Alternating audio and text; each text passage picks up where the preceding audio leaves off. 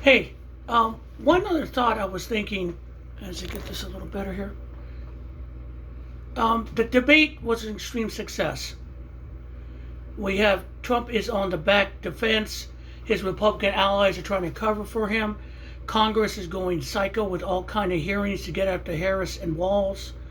They're looking to shut the country down at his whim because he thinks that's going to help him. It's not. He's going to lose this election. We could see it. We could feel it. But let me go ahead and put a historical perspective at it. I've said for a long time, we've been caught in civil war for close to a decade now. Trump has so divided this country that we can't even come to reasonable discussions about reasonable things anymore. We fight over everything. He has decided that either you're with him or you're against him, and you're against him, you're his enemy. So basically, this is a civil war. It's not with weapons. It's not with, you know, it's with words and with actions in the media and all that. You see it every day. We're tired of it.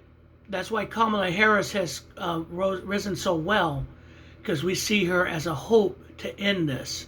But you also understand that hope is not a plan, as Governor Walz says, and they are working hard on the plan. We are doing the same. We are going to vote. People have donated.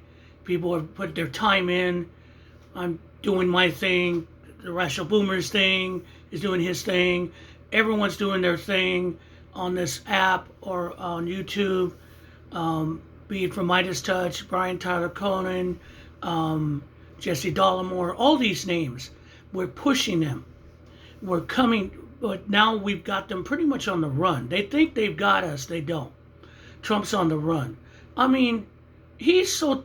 Did you see who he brought to the 9/11 memorial? Laura Loomer, a 9/11 conspiracy denier. The whole... Such disrespect. But I said that before, what was going to happen. And it did. So... This is but one thing from history I will say, and I'm going to bring up the American Civil War, and I'm going to talk about Gettysburg for a minute. Lee moved into Pennsylvania because he wanted to prove to Europe that he can hold Northern Territory so they could support his side. They met at Gettysburg. It was an accidental meeting, and if you know the history, you know what happens next. After Pickett's charge, after they got totally decimated, Lee pulled out. General George Meade had a choice. He could have followed Lee and a decimated army and ended the Army of Virginia right then and there. Now, I was doing some reading in the Ken Burns documentary. Meade just didn't let them go. He didn't want to engage him. Abraham Lincoln was incensed. He was upset. He wanted to end this right then and there, which led to another, 2 years of war.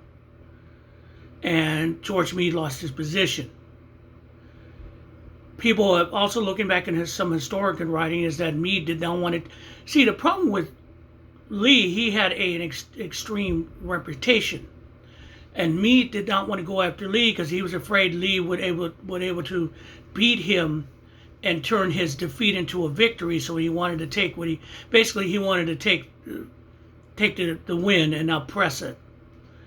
That's the difference between when Ulysses S. Grant became the general of the Army of the Potomac, and when he was at his first staff meeting, everyone was saying what Lee was going to do to him.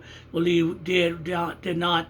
His remark was, "Don't worry about what Lee's going to do to us. We're going to worry what we're going to do to Lee," which he did. It cost a lot. So what's my point? The point is, at this point, we cannot go George Meade.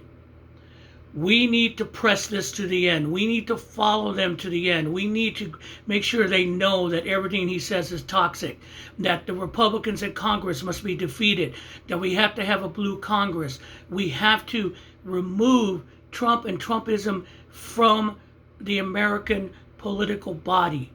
At least the first step. It's going to take us a while to get rid of Trumpism. There are too many Republicans dedicated to it, think they're going to step in when Trump is gone. We have to give Kamala Harris a blue Congress. We have to stay on top of all this.